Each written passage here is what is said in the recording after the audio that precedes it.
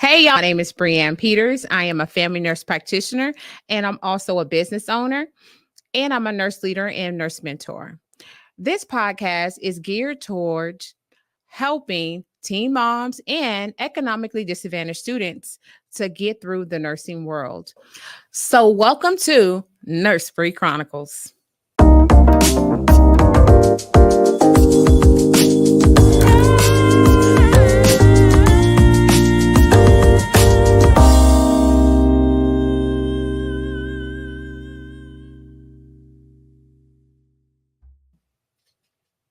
So, if you're just now tuning in, let's go back and discuss what was discussed on the last episode of Nurse Bri Chronicles.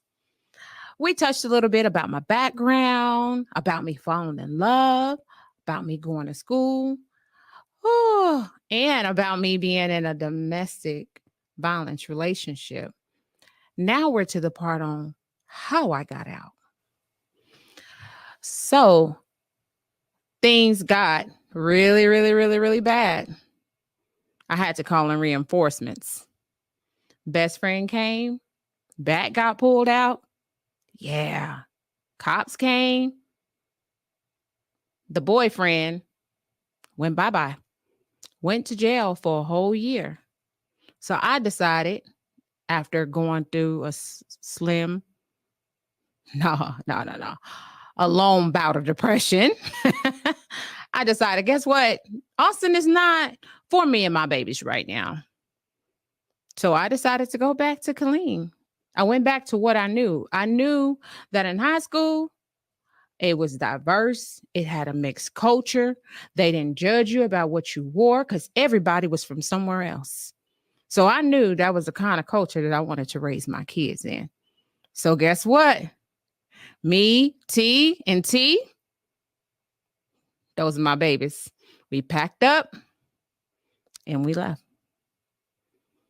Got to Killeen. Now, remember, y'all, I was a medical assistant, right? In Austin. So I'm thinking like, for to go and do the same thing, work at a doctor's office. No. We do not acknowledge medical assistants down here. What do you mean you don't acknowledge medical assistants? You got to go to school and be a CNA. So, how did I truly decide to be a nurse? Well, I knew in growing up, I wanted to be one, right? You know, you make that list when you're in elementary school. What you want to be when you grow up? I always had teacher and nurse. That's top of my list. Grandfather got sick at the age of 13. And what did my aunt? She asked me, hey, can you come and help me take care of him? Because I got to work. So that is what kind of really motivated me to get into nursing. I knew it was a dream, but that's what motivated me to follow that dream. So every time I got into college in Austin, I was working towards that nursing license. Had the stumbling blocks being in that situationship. That's a better way of saying it. Situationship. Got out of it. So I figured, you know what? Let me go ahead and put this education to use. Then I get to Killeen. Little Killeen, at all places, as small as Killeen is. They didn't even recognize medical assistants. They like, oh, you're an MA, you're a med aid. No, I'm not a med aid. I'm a medical assistant. I can do what the LVN can do. Now, not here. You got to go to nursing school to do what nurses can do. So me trying to be smart. And I'm pregnant with baby number 3. Ding, ding, ding. Pregnant with baby number 3. From my savior. That's what I call him. But anyways, pregnant with baby number 3. And he tells me, hey, I'm about to deploy. And I just want you to be at home and take care of the baby. Now, I wasn't raised like that. So I packed my things, and me and my TNT, we moved down to Killeen, Texas. Got here thinking I'm going to do my medical assistant thing and realized that, guess what? They didn't even acknowledge it here. It meant nothing. So I did my research and realized I had to get more education, which, you know, is in my back pocket because I've always, had a book. I've always wanted to increase that knowledge. So it was right up my alley. So as I'm doing that, I always set goals. I have a 3-month goal, a 6-month goal, a 1-year goal, a 5-year goal, and a 10-year goal. So my goal was, what can be the quickest thing that I can do to get me through? So I got into CNA school. After getting into CNA school, I saw some things and I said, nope, that's not for me. Once I got out, that's not for me. I want to help. But how am I going to do this with my guy at that time? He was deployed. How am I going to be able to go to school with being pregnant and 2 kids? So these are the 3 concepts that I use to help me do it. I used endurance, self-determination, and my confidence.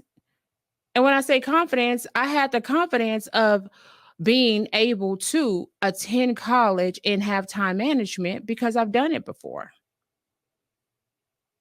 So now I'm going to go into a little bit more details on my 3 golden characteristics.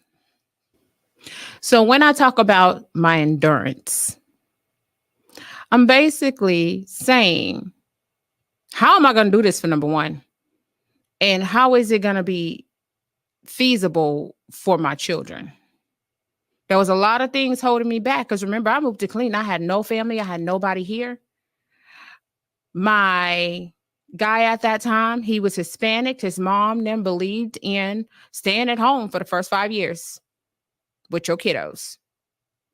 So there was a lot of things that I had to go through while I was in CNA school. Got out, worked, like I said, for about a couple of months, realized that wasn't what I wanted.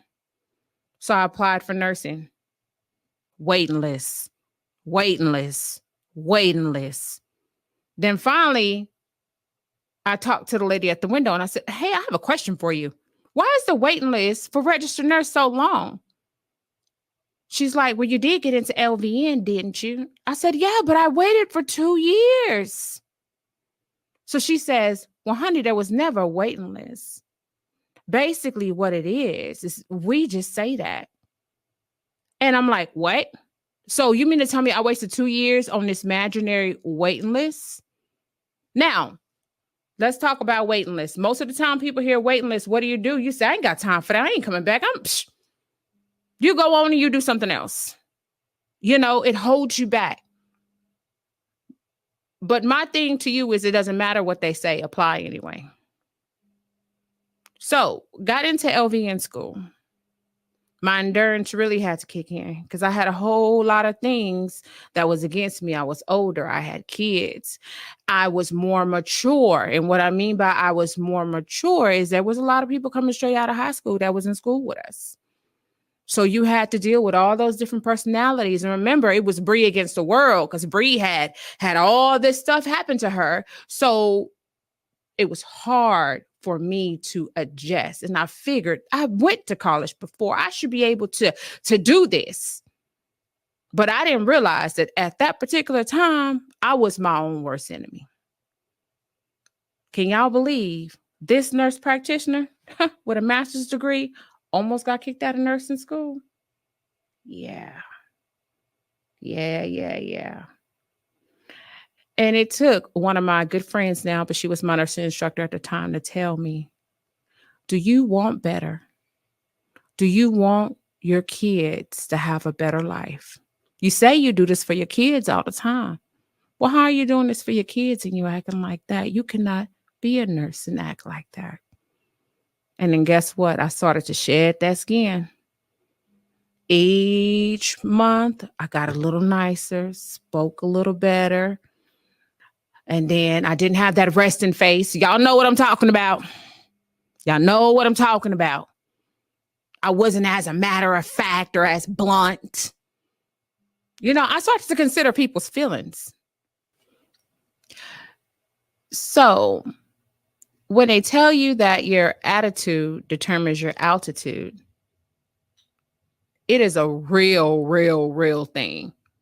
Because my attitude almost stopped me from becoming a nurse. We go through things every day and we do the same thing constantly. I grew up on the east side of Austin. So we were always on defense, always ready to fight, always had an attitude, flipping our hair, doing whatever, right? I was that girl. So when I moved to Killeen, I still had that. Because remember, I just got out of an abusive relationship. So I felt like I had to be on guard at every single time. Every single thing I did, I had to be on guard. Even talking to my workforce counselor, I was on guard. And they helping me, giving me free daycare, paying for my school, giving me the things that I need to be successful. And I felt like they were against me. Get into school, same exact thing, until one day, my instructor, who is now my great friend, I call her my other mother, and I look at her as a colleague now, told me, you can't do that. I see that you're going to be a wonderful nurse, but if you want a good life for your kiddos, you have to change your attitude. And when she told me that, I cried like a baby, y'all. I ain't even for to sit here and lie. I cried like a baby because I felt like I was being punked. I felt like I was basically being weakened. Where I'm from, you have to be strong. Only the strong survive. We weren't taught to be great. We were taught to survive. So everybody was the enemy until I got to know you.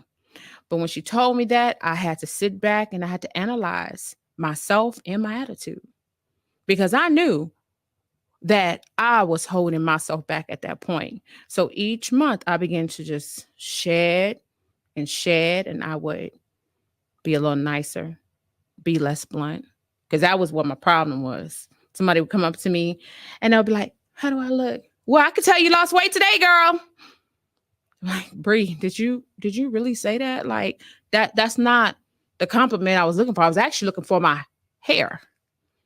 But I did not have that filter because I always felt like somebody was attacking me. So a lot of people that grew up with me, when I did change, they took it as, oh, she being super funny now. But it literally was a change. You know what God say? As you elevate, people start dropping off. Because they didn't see the real Bri. They didn't see the new Bri. What they saw was, oh, she being funny because she's always been this way. But you grow with every step, every mile. You grow.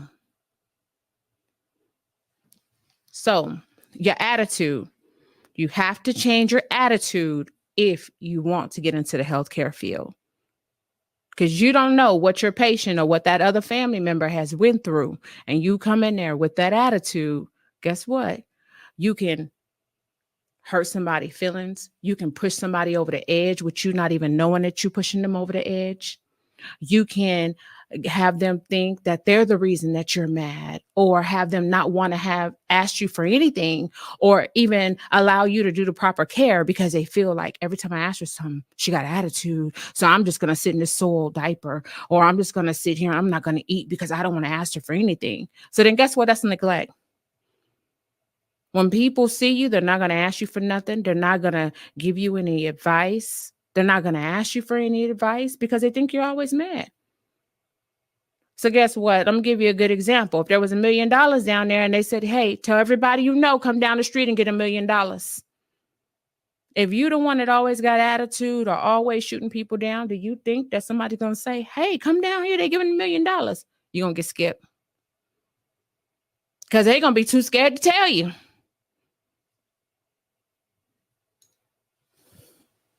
So self-determination. This was a good one for me, y'all. Growing up, remember I told you about Cookie's kids. Cookie's kids always being the ones that would never get anything done. They would never be anybody. Well, guess what? I was determined to prove everybody wrong. I knew that we came from the gutter, the hood. Like I said in episode 1, toting the water, making ramen noodles on a barbecue grill, living in a abandoned rat roach infested hotel. And I just knew that that is not the life that I wanted to live. So my second characteristic is confidence. As y'all see, I love to look good. I'm talking about my head all the way down to my toe. I always keep my jewelry on, as you guys can see, keep my face done up. And a lot of people say, oh, you always doing too much. You always doing too much. Well, guess what? It wasn't always like that. I have a few things that I want to tell y'all about me growing up. So in middle school, we're going to start from there. My mom cut my hair off with me going into the 6th grade, y'all. Going into the 6th grade, the summer for 5th into 6th. Now, y'all remember, I have a brother that's older than me. We are called Irish twins. We share the same birthday for 2 months and 4 days. So y'all already know where the story's going. Yeah, people was getting us mixed up. They would be like, Roy. Oh, that's not Roy. That's Brienne because she got a chest. Y'all know the word I want to say. And I went through that over and over and over. So y'all, for a while, I always thought I had no hair. Because the fact that it always got permed and damaged and cut off, till I really felt like I looked like a boy. Then not only that, I was called Big Nose. I was one of my mother's darkest children. And it took a lot for me to like accept who I was. Even after having my first child, I went down to visit a friend.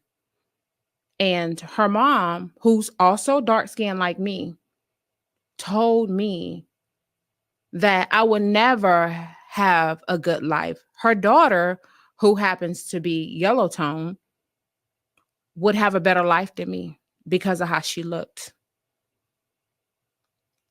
She said, I can teach you all the things you want to be taught, but your life still ain't gonna be good because you're dark, which really tore me up because you're dark just like me. So you basically trying to tell me to have self-hate. But I still held my head up high. I still had my confidence. And I will actually say thanks to 2 of my aunties, my mom's sister and my daddy's sister. Because of the way they carried themselves, that's how they had me carry myself. But how I really got that confidence, ooh, let me tell y'all. So I went to a family reunion on my dad's side. So like I said, my mom, she was really, really, really Miss Independent. She never asked for any help or anything. Finally, family came back and found us and say, hey, we want y'all to go to the reunion. I get down there and there's an old lady, 96 years old, my great grandma. And guess what? She looked just like me. And the crazy part is all of her kids were high yellow. They were almost as light as white. But she was my color. She had my cheeks. And that's when I said, oh, can't nobody tell me nothing. Because these came from her. Which made me realize I like my big nose. I like my cheekbones. I like my big lips. And that's why people say now, oh, you too much. Oh, I can't deal with you. Well, guess what? They don't have to, because if they don't like it, they can move around, because this ain't going nowhere. And I'm trying to teach you guys how to confidently glow. That no matter what people do, no matter what people say, they do not dim your glow. Because people will not only do that with your lips, they will also do that if they know that you are a force to reckon with. And what I mean by force to reckon with, if they know that you will be a better manager or a better nurse, or you are going on that trail to be educated. It doesn't matter if you are a simple thing as you taking a computer class. Somebody will envy you for that, and they will try to dim your glow. But that's what I'm here for, girl and boys. And ladies and gents, I am here to teach you how to confidently glow. Because at the end of the day, your light is what people are going to see. That confidence when you walk in a room and everybody turn their head, because that's Nurse Bri. When you walk around and you hold your head up high and have everybody be like, what does she do? Who is she? Who is he? That's what I'm here to teach you. So keep on following and then keep on riding with me. So the last of the three is endurance and self-determination. So I always go back to the part about me telling y'all about where I came from and how people treated Cookie's kids, because Cookie was AKA considered a single mother of 6. So ain't no way her kids were supposed to be as successful as we are today.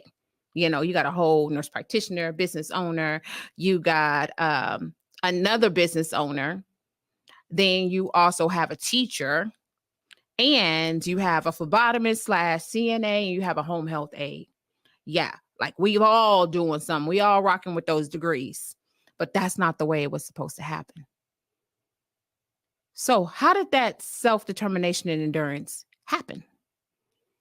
Growing up the way I did, having to do what I had to do to eat and survive. And like I said, the key word is survive. I told myself my children would be my motivation. So getting into nursing school, it wasn't easy. It was not easy. I told you guys earlier, there was an invisible waiting list for 2 years, but I was determined to get into that program. After me doing everything I was supposed to, I go to drop my packet and they said, nope, guess what? You have to work a whole year. So that's not true. Y'all said if I kept an A. Correction, if I kept a B. Now remember, my husband at that time was deployed. So I was taking care of 3 kids by myself. And then they decided to extend him. So he was gone way longer than 12 months, 15, 18 to be exact.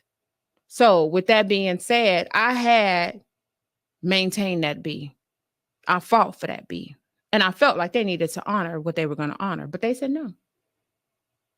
So me being determined, I said, well, I'm going to go ahead and still continue to take a class or 2. I was not going to stop because they told me no. Went to Cheddar's. Then the dean came out, and the dean told me she'll write me a letter. Right? So got my letter. I'm going up there to admissions. Hey, I want to get into the bridging program. Here's my letter. Guess what? We just changed the program curriculum as of next semester. Instead of it being a year, now it's going to take you 18 months. Anybody in their right mind would say, you know what? Hold on, y'all. Let me sip this tea. Because I really don't want to tell y'all what I want to tell y'all. What I was thinking when they told me they was changing that curriculum from a year to 18 months. That's a whole nother 6 months. And with kids, that's a whole nother lifetime. Who has 6 months just to give? At that time, I didn't. I was trying to get money now. I wasn't trying to get money later. So what did I do? I went on ahead and applied anyway. I got in. Did my little 18 months. Then they had an accelerator program. I was so happy I was going to apply for that. Nah, no, you weren't one of the candidates that the teacher picked to do it. Okay, cool. Cool. Never knew why until later. Sitting in the hallway, talking to my classmates. Look at y'all. I'm getting super comfortable, ain't I? Talking to y'all like y'all my friends because y'all are. We family now. We family. So I'm finna give y'all a little secret. Instructor come up. Y'all know I say, hey, y'all. And I told her, I say, hey, girl. She snapped. African-American instructor at that. Y'all take heed to that. And she says, I'm not your girl. You don't ever talk to me like that. You talk to me as ma'am. Oh, okay. I'm sorry, ma'am. Then another classmate come up, African-American, a little lighter tone than me. Hey, boo, what you doing, boo? I ain't doing nothing, boo. Y'all, that was the instructor. So I said, oh, okay, I see how this is going to be. I need to step back, reevaluate everything, and I'm going to get out this program because I'm more determined than I ever was after that. Because not everybody is for you. Not everybody's with you. Why couldn't she give me the same energy that she gave her? Why did she have to give me the negative energy? And then on top of that, y'all, remember I told y'all it was 6 of us? Well, at that time, it was down to 5. My brother had just passed away. So, I looked at her as like a little ray of light, and she stepped all on it and dimmed it.